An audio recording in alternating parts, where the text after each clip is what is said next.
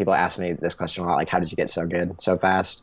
It's just like the number of hours that I put in, I really feel like was like gargantuan for like that time period in my life. Like I just dedicated so much of my time outside of school and like hanging out with friends and family and stuff, just to like mastering like marching snare drum. What's up, everybody? This is Ryan Ellis, and you're listening to the Marching Arts Society podcast, episode number 9. In this episode, I interviewed Brandon Olander from the Blue Devils. We discussed how he got to where he is today and how he found so much success at a young age.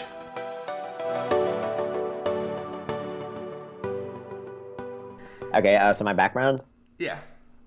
Okay, so I'm from Tucson, Arizona, and I started out drumming. This is actually a funny story. Not a lot of people know this, but the elementary school I went to in 5th grade, that's like when you had like band for your arts thing. And so in 4th grade, the music teacher was talking to us about band, and he was like, oh, so he was showing us all like the different instruments and stuff. And then I thought like percussion was kind of cool, but there was this girl that I had a crush on like all of 4th grade, and like we were kind of on and off through elementary school as like, liking each other and whatnot. Yeah. And in 4th grade, like around that time, I had heard that she wanted to be in percussion. And so that summer between 4th and 5th grade, I was like, oh man, I want to be in percussion so that I can be in the same section as her. And so, wait, so that's what started all of this? Yes. We can attest all of your marching career to this 5th grade fling. Yeah. Wow. And so that's why I got on YouTube and I looked up some drumming videos and stuff. I was like, I want to get good at drums so that I can be with her. And how did that work out? We stayed pretty good friends. We didn't really like date or anything. We did hold hands at the skating rink in Tucson in 5th grade. So that was pretty cool. But yeah, but we actually still go to school together, but I don't talk to her that much anymore. But we went to school together all through high school and everything. Does she know that she spawned a legend? Yes, yeah. I had forgotten about that for a long time, but then I was reminded my senior year by my dad, and then like senior year I told her about that, and she thought it was really sweet. That's adorable. Okay, I did not know that. I've known you for a long time, and I did not even know that. That's a good story. Yeah, I honestly forgot about it until my dad had told me. So I would usually tell people, I was like, oh, I just looked up drumming videos on YouTube. But that is the prequel. Wow. Okay, so then keep going. What happens next? So you get the drum line, and then what? So I'm really into it. And then for like 6 months, I was just kind of drumming on my own, like on a practice pad. I feel like I was like building up a lot of chops and stuff because I was drumming for like maybe 6 hours a day because I was super into it. But I kind of didn't have a ton of direction as far as things I was supposed to do and learn and stuff. And so then I found out about a guy in town who had marched Blue Knights in the 1990s. He had played bass drum, but he was like a marching percussion guy. And so I started taking lessons with him. His name's Mark Leversage. And I took lessons with him for a long time. He's still like a mentor for me and a good friend and everything. And he taught me in high school as well. And then after I started taking lessons with him, a couple months later, I went to my first system boot camp in 2009. That's where I met Scott and Rudy and some of the other Blue Devils staff and a lot of the then Blue Devils members, now alumni and staff and stuff. And so, and then you auditioned for the Blue Devils? Or what was the first drum corps audition you went to? The first drum corps audition I went to was, I guess, 2010 Blue Devils. I can't remember if it was like in 2010, like auditions for 2011 or not, or if it was the year before. But so how old do you have been at the time? 13, 14? 11 or 12 actually. I think I was 12. Yeah, so obviously I was really young, and I just went because I thought that the system boot camps were really fun, and that I knew like the auditions were kind of similar, just like a lot of drumming and stuff, and like a lot of like FaceTime with the staff, and so yeah, I just thought it was really cool, so that's why I wanted to do that. I just went. It was just like the SoCal camp, so it was a little smaller, little less formal. So I just went to that with my dad, and it was like I just thought it was a really cool experience, and it was lucky for me because I got to make like really personal connections with a lot of the staff members at Devs, so that definitely helped me out. Yeah, and then how many times did you audition at the Blue Devils prior to your first summer of marching? Um, it was every year after that. So I think that was uh, okay. So I think it was that year, that, and then auditions for 2012 and then 2013. So that 3 times, I think. But 2013, you ended up marching academy, correct? Yes. All right, Yeah. so walk me through that.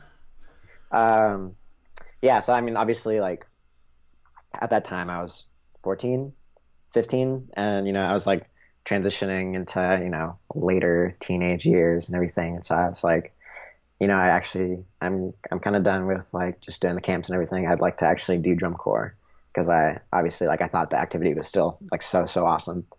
And so I actually emailed Scott and I said like, hey, I'm coming out to auditions again this year and I'm hoping to be like taken more seriously as like a auditionee and everything.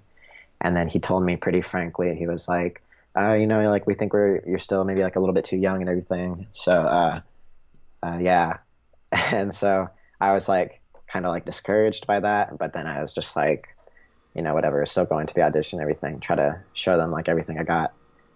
And so I think they were pretty impressed, I think. And so yeah, they gave me like a callback, air quotes for everyone listening to the podcast. They basically wanted me to come to the January camp because for Blue Devils, the January camp is kind of like a lot of visual focus and like, yeah, do a lot of marching basics and stuff like that, different kinds of movement.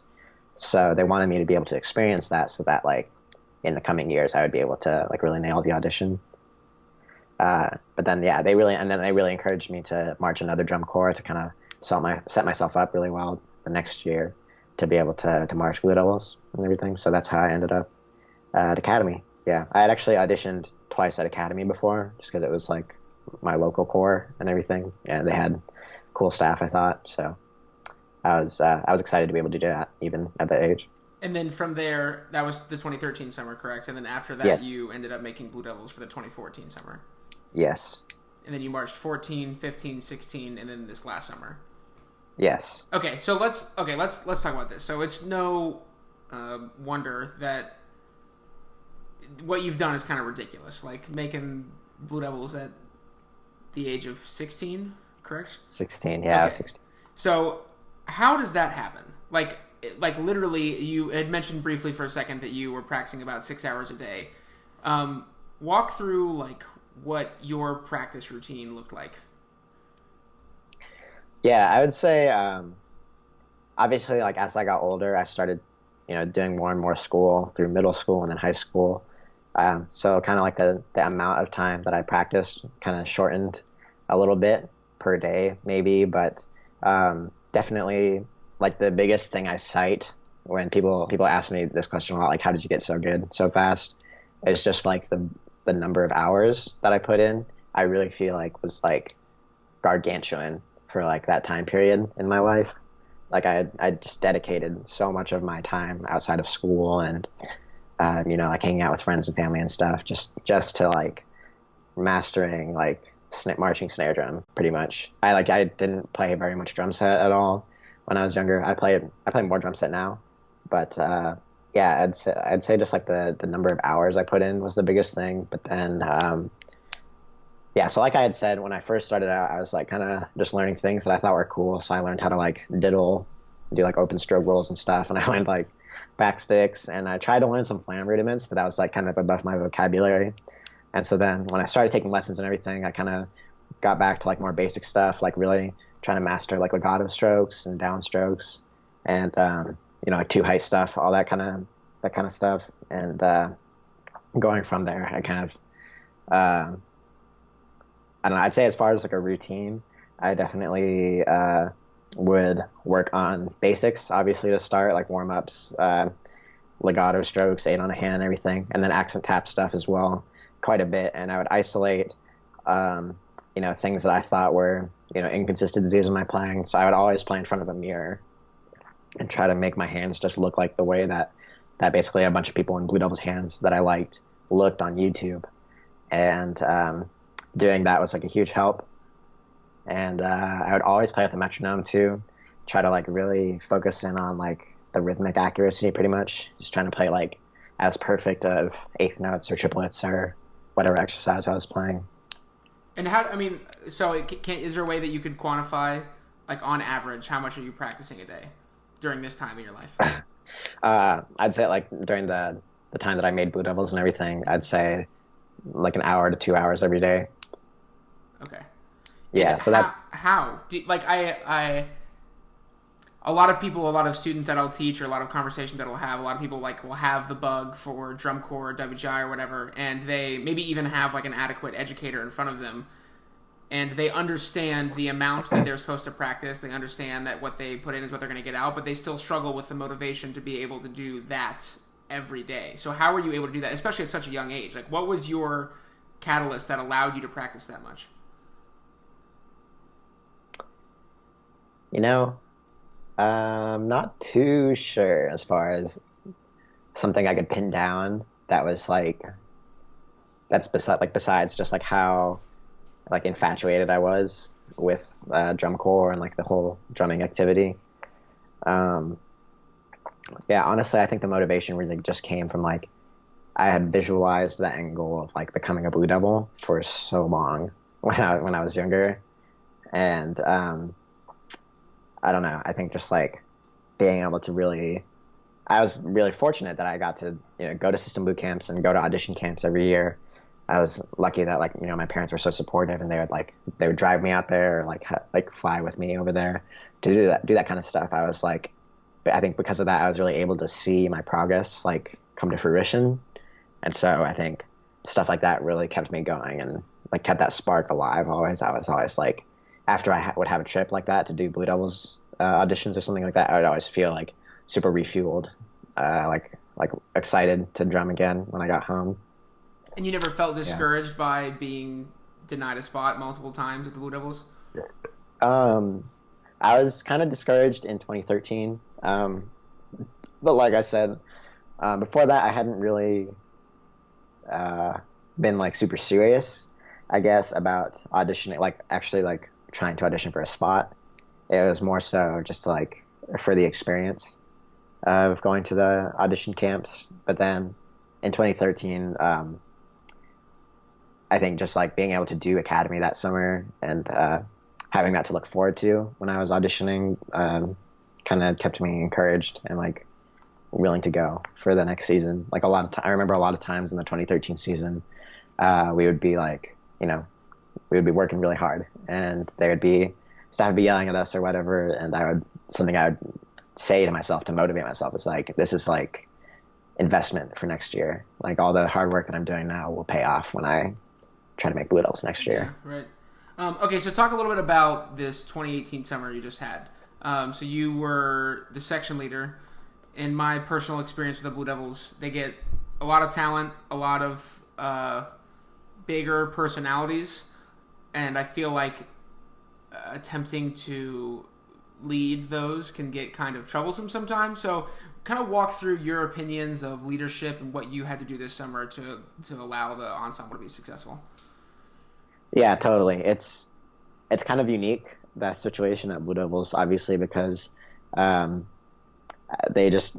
the staff has been there for so long and they're like so well known and everything. Blue Devils draws in like huge talent, right? They like center snares from a bunch of other drum lines come on audition for the Blue Devils, and then so I think it's easy for a lot of those people to have like big personalities, like you said, which can sometimes lead to attitude issues and stuff.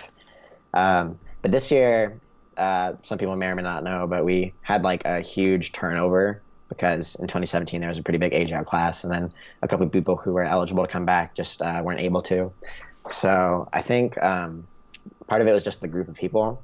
I thought everyone was really cool this year and pretty easygoing as far as personality and attitude. So I remember talking to Sean Clark actually at the beginning of the summer, like at Mars, and he was talking to me because he kind of knew a couple of the guys, and he was at some of the audition camps too. So talked to some of them, watched some of them drum and everything, and he said he thought like the group was perfect for my first year as a section leader. It's like a good a good introduction. It was not like very difficult. It didn't feel difficult to me.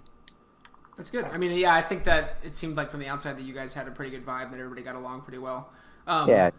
I mean, now that you've gone through that experience, what advice would you offer to someone who's maybe a section leader in their own drumline? Yeah, I'd say the biggest thing for me was to always be like a positive voice or force or however you want to say that. I never wanted to be the person who came down on people, and that's honestly that's pretty easy at Blue Devils because everyone is mostly on top of their job and everything. Everyone really wants to be there, so you don't have to be kind of that motivator or anything. But definitely when you do have to do that stuff, it's really easy to get negative and kind of come down on people in a way that doesn't make them really want to do better or anything like that. So I tried to, anytime that I had to maybe call someone out or something, even though I want to be direct and maybe like explain why someone needs to do something a certain way, I wanted to make sure that it was like that they knew it was like from a place of like, I want you to be better so that we can all be better. All right. Yeah. Can you kind of walk through what the audition experience is like at Devs specifically? Yeah. So, I would say one of the unique things actually about Blue Devils auditions is that not that many people come to, at least like to the Northern California one. I don't know if that's just because people like talk a lot and maybe they suspect that there's like a certain number of spots available or whatever. But yeah, the audition process, first of all, there's kind of like two auditions. The first one is kind of in the line performance. So there's like a really big cafeteria that we go and we kind of set up like as many snare drums as we can pretty much. And then eventually we have like the whole battery in there. And that rooms as many people as can be on drum or playing on drums and everything. And staff's watching everybody just to kind of see like what kind of stuff they can play. Obviously they go through a lot of different material from very basic stuff, legato strokes, accent tap, double beat, to more advanced stuff like grids and like rams or just shopping sprees and stuff like that. And then the other part of the audition is just an individual audition. So that is where pretty much one staff member sits alone in a room and then they go through every single person and then they ask them to play kind of similar exercises. They kind of go through all the basics, legatos, double beat, rolls, maybe some flam material. And they just are listening for rhythmic accuracy, sound quality, stuff like that. And I think the point of that is really just like the individual quality of your sound pretty much feeds into how well you can kind of play in the line. And so I think by them doing both of those things, they're able to pretty much test out all of the skill sets that would be necessary basically for all the people who want to be in the drum line. Because of the amount that you've been to these auditions, what do you feel like is the most likely thing that someone shows up unprepared for at the Blue Devils audition, or maybe something they don't know about that happens? I would say a big one is just two things that come to mind is grids. We play a ton of grids and tons of different variations, whether it's flam rudiments, triplets, 16th note, all kinds of stuff. And really, especially some of that stuff when it gets to like the super, super high end material, what they're really doing is just like see how far everyone can go. Like they basically are able to see everyone's breaking points because a lot of times people can't play like the most difficult grids that they might call out or something like that. And doing that stuff. Also like in the line audition, they'll have people play individually, and part of that is just to see how you can play when like the pressure is on and you have a lot of nerves because everyone in the room is watching, and basically there's basically like 20, 30 of like some of the most talented snare drummers in the world are watching you play a 16th note grid. So it's like it's kind of a hard challenge, but the way that they see it is probably if you can play that in front of, the most talented snare drummers in the world, you can probably play that in front of any group of people watching you. How do you, like, this is a variable that I have had a lot of discussions about and talked about, but how do you prepare for that part of an audition? Because I think that even outside the Blue Devils, that's just inevitable, is you have to be able to perform under pressure to be able to receive a spot in most ensembles, but you can't get every auditionee to just come into your basement, 3 times a week to watch you practice. So how do you prepare for that pressure? I don't know. I think visualization. I remember like a couple times when I was just practicing by myself, I would just put myself in that place. I would just like close my eyes and like imagine that, Scott Johnson and all the different staff members were watching me play this thing by myself. And then, I don't know. I'd try to like replicate that feeling, of like butterflies in your stomach or whatever, and like hands feel a little shaky. And what about at the audition when those nerves come on? Like when you have to do that down the line in front of everybody, do you feel like there's a conscious change you make or anything like that so you can perform at the same level you rehearse? I would say I try to change as little as possible as far as staying consistent to like my approach. And so if anything, I'd try to be like extra calm and cool, because I know in that moment I'll probably have like a lot of adrenaline going. So I might like want to go faster, even though I don't quite feel like that's how fast I'm playing necessarily. Right. Yeah. Yeah. Okay. You saw I posted on some social media platforms asking for some questions. Yeah. So we're gonna dive into some of those. A lot of them are really good. So there's somebody named Jake Pierce wanted to know if you have any plans for WGI. That's a good question. I would like to do it before I age out. So I have 2 more years of eligibility. I'll just have to work that out between school and everything and commuting. If you could march an ensemble right now, where would you go? I would probably have to go to RCC. It is, physically the most viable like world option for me. And, obviously I'm pretty familiar with like the staff members there and everything and the style. Right, yeah. Yeah. You know Jason Schlotweiler. Yeah, no, Jason. Okay, so Jason, we're going to get into this a little bit. Okay, Jason asked a question. He says, so do you subscribe to the front fulcrum or 3-point middle finger fulcrum?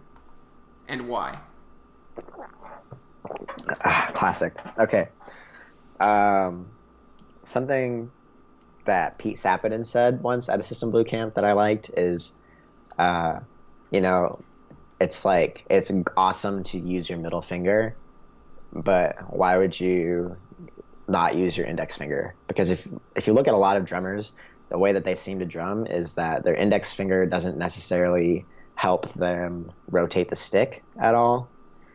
And I think that, basically, yeah, what you're doing is you're just like limiting yourself by 1 digit, or, like all like the whatever muscles you have in your index finger. I think you can just use those anyway to support the stick in a way. And I don't think you don't have to make it uncomfortable to do that unless you maybe had really short fingers or something like that, in which case it makes sense. So, yeah, but I think that, the thumb and the middle finger are obviously involved. So I'm going to have to go ahead and say that there's no correct answer. I was fairly positive that your response to that question was going to be something close to that. But yeah, I know what you mean. I think there's valid arguments for both sides. And I do think that depending upon the situation or the speed or rudiment that I'm playing, that maybe there are some conscious shifts there. That maybe it's not exclusive which one you're feeling. Yeah, I'd say, honestly, I don't consciously think about it very much when I'm drumming anymore. I'd say like the things I think about more are like mechanically, if I'm using like a wrist stroke or if I'm using fingers more so. And I'd say at that point, I kind of think about all of my fingers in conjunction. Yeah, I know exactly what you mean. Yeah. Okay, so are you teaching currently? Yeah, I teach at my alma mater, which is Rincon/University High School. Okay. It's actually 2 high schools that share a fine arts program. Okay, so Jason asked another question. I guess it was important to clarify that Yeah. you're an educator now. Yeah. How do you handle the responsibilities of playing with a metronome compared to listening to other players? Do you maybe think that one should be a priority over the other, or how do those two things interact? I would say that's a huge issue that probably almost every single DCI drumline deals with.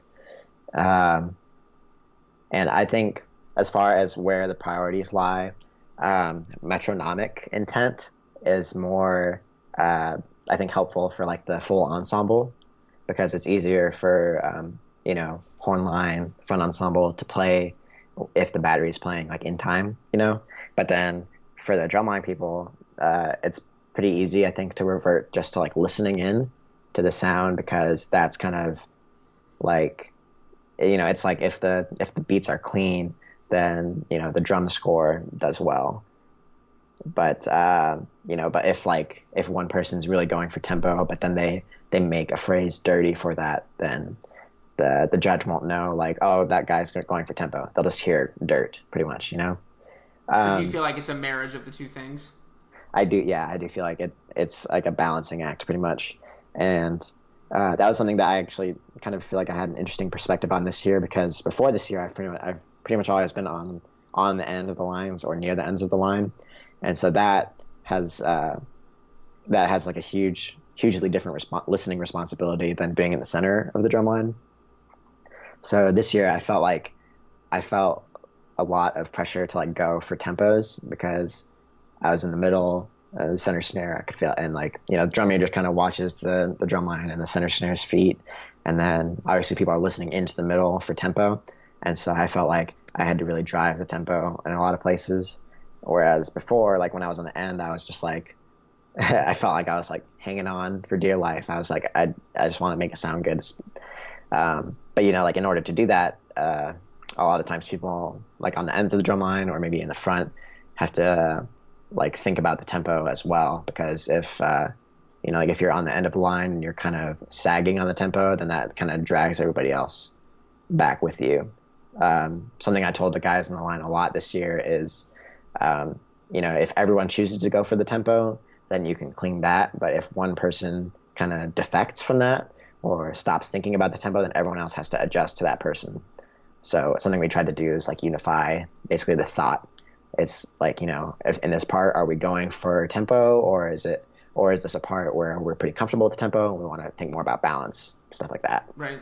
I think that I would agree wholeheartedly with what you just said. And I think that honestly, a lot of the if problems or when problems happen on this subject, most of it is just due to a disagreement or maybe a lack of communication about what it is. Because then there's always the people on the line who realize that maybe the tempo or the rhythms are not what they should be, and then they feel obligated to adjust, even though that is now different than what their listening point is doing. So I just feel like a level of communication is necessary for this so that everyone is on the same page about what it's supposed to be, and as long as there's unification on that front, then usually it's fine. Yeah, absolutely. There are even some passages in our music this year where we would play things not quite in time, whether it was because of comfort or chops or whatever, and we tried to make that as clear as possible. We would say like, okay, for like these couple bars, let's just listen in, and like if the Met's in, maybe we'll try to push it a little bit, but don't jump out of the sound for it. Right. Okay, so now that you're an educator, this question came up. How would you, as an educator, inspire a student to do what you did and kind of progress to the level that you did? It's really, really hard to do. That's something that I've discovered teaching high school students. And also even back when I was in my high school drumline and I was the section leader and I had come back from tour, it's kind of a totally different vibe, going from, top 12 DCI group where, everyone really wants to be there and they're there to be the best performer that they possibly can. And then go to like your high school marching band where, that's not the focus at all. It's like, it's kind of like in comparison to DCI, it's like pretty much just for fun, Obviously there are high schools that are super competitive and that are really, really good. But I think just approaching it, I definitely don't try to treat them like the way that people are treated in DCI. So, obviously, when I'm teaching my high school drama, I just try to show them why I find it so fun. And I obviously that means for me, keeping the vibe light and everything, making sure everyone is having a good time. Because I feel like if they aren't having a good time, and usually high school marching band is people's first exposure to the marching arts. If they're not having fun in like their first exposure, then I feel like that gives them a bad taste in their mouth, and then they'll probably won't go on with it. So I want to make sure that like I kind of foster like an environment where people feel like it's marching band is something that they really enjoy, something that they might want to do something similar later in life. And then from there, as much encouragement as I can give to kids, and like obviously I give lessons and everything, but especially especially like kids that I've taught at high school and everything, I want to make sure that if they want to get better at something, then I want to help them out as much as I can. So those are kind of like the steps that I feel like I take in order to help out the people I know when I'm educating. Yeah, it is. I mean, I think that there's probably not an educator who doesn't struggle with that to some extent, because everyone's taught a student who's motivated for the most part, and I think it's really difficult. Kind of like you said when I asked you about your own motivations, like it's hard to pinpoint exactly why or what made that person feel the way they do. But once you have the motivation, honestly, a lot of the other things kind of just fall into place because you're more receptive to information and you're able to apply things more and things like that. Mm-hmm. Okay, so someone named Prince Jackson asked, what do you do to build chops? But before I answer, I have kind of my own opinion about this that I want to get your take on. So okay. I feel like in the activity at almost all levels, the word chops maybe needs like a redefinition or a rebranding of some kind. Not necessarily because of what is intended when using it, but more so because what is interpreted when it's used. And I think at a lot of times what this leads to is a very physical nature to drumming. I think that what I started to witness is a lot of people who will be struggling playing something that is almost exclusively due to inefficiency, that will then be summed up as like a lack of strength or chops in this case. In which case they just further their inefficiency but keep blaming it on it's like this vicious circle. You know what I mean? So what is your take on that? Building chops, or your opinion of the word in general? Yeah, I completely agree with you. It's and that's definitely a subtlety that I feel like it's hard for people to get until they reach like the top tier of education, pretty much, in drumming. And I think everything that you talked about efficiency really plays into this, because I think some people, when they refer to chops, they mean like playing fast, and playing fast is not the same as playing with a lot of strength. So building like forearm strength might help you for really big double strokes, but it's not going to help you for like pianissimo single strokes. And so I think people need to be able to build that basically like efficiency with rebound. If I had to, it's obviously it's like a huge concept, but if I had to sum it up in a couple words, that's pretty much it. A lot of kids who I teach that struggle with like what they think is a lack of chops, they really aren't efficient with their rebound. So how do you like, I think if we, instead of saying the word chops, if we use the word strength or speed, maybe, this is why the word is confusing, because it's like it entails so many things. But how do you tell the difference? Like, let's just say you're struggling with a part. Like, how do you know whether it's, okay, I don't understand how to maybe utilize rebound to my advantage, as opposed to I'm not strong enough, as opposed to I'm not fast enough? Like, how do you differentiate between those things? Well, I think speed has a lot to do with rebound, because you almost can't play something fast if you can't play with rebound. And so I think that that's something that people have to build up, and you can build strength with that too. So, just playing exercises like tap pyramid and stick control does help you build your rebound efficiency, basically. And you can do that at faster and faster tempos, and that'll help you like control that rebound at a faster tempo. And I think that is really what builds speed for different things. And then I think where strength comes in has to do not only with that in terms of like the rebound and everything, but I don't know. Like I think people think a lot about like muscling things out in terms of really difficult phrases or rudiments or stuff like that. And so I think that comes from a lot of practice. I remember, especially when I was younger, I would just chop out like single strokes or double strokes. I would just play for like 5 minutes at like a tempo that was like pretty fast for how I felt at the time. And then, obviously doing that, you kind of get like a burning sensation in your forearms. And I think that's like a big thing that people try to refer to when they think about chops. But obviously that doesn't apply to everything.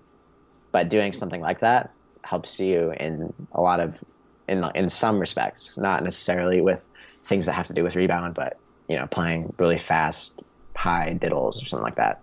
Right. I think it's important for anybody to note that I think that it takes an understanding of all of those things to be able to move your hands at the level that some people are trying to. Like yes. It can't exclude. Like you need to understand efficiency. I think that strength does play a part.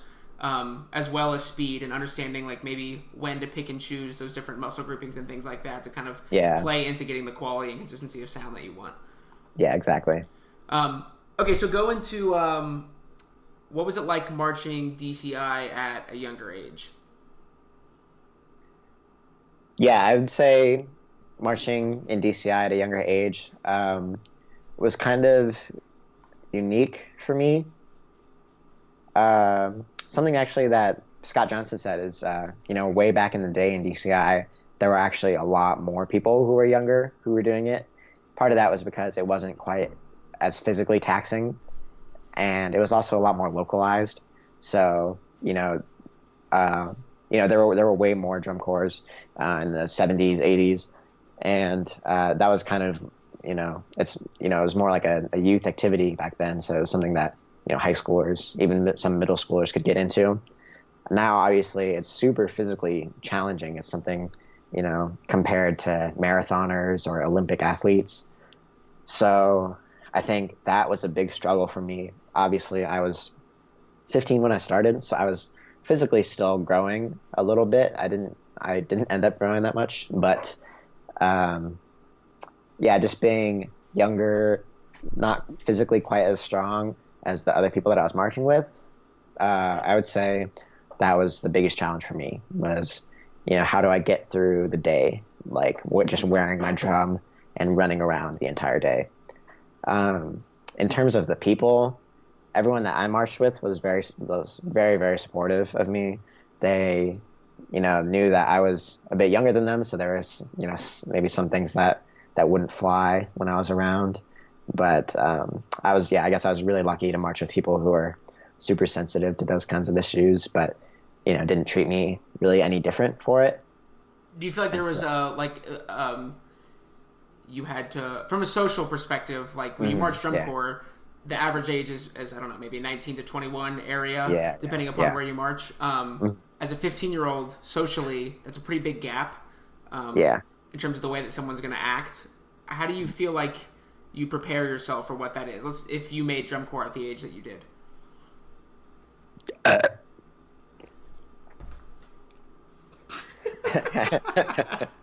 can. Yeah, you should leave it. I'm just gonna clip together all of your burps throughout this episode and put them all at the very beginning. Yeah, I've been burping a lot recently. I feel like this summer I would like throughout vlog I would try to talk and I would burp a lot. All right, let's go into this. Why do you think that you're burping so much lately? I don't know. Gastrointestinal distress. Dude, I'm going to put all this in the episode. This is going to be so good. This is going to be good. This is what the world wants to know about you, is Dude, can I show you something that I hadn't seen people done in years? And then this summer, people started doing it again, and I thought it was the most hilarious thing. Okay, what is it?